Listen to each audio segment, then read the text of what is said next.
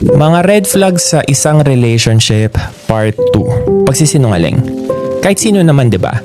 Kahit maliit na pagsisinungaling 'yan, red flag pa rin 'yan. Kasi mula doon sa small lies na ginagawa niya, nagiging habit na. Hanggang sa pwede naman pala na magsinungaling. Hanggang sa lumaki na, nang lumaki na. Alam mo yung mga tao na tinatawag na pathological liar. Sila yung mga tao na parang okay lang sa kanila na magsinungaling. Nakakatakot yun na.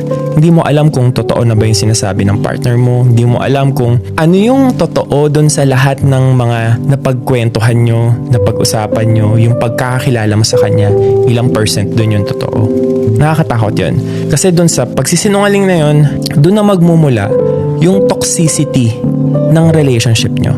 Kasi ang isang relationship na binuo ng isang pagsisinungaling, hindi magtatagal yan.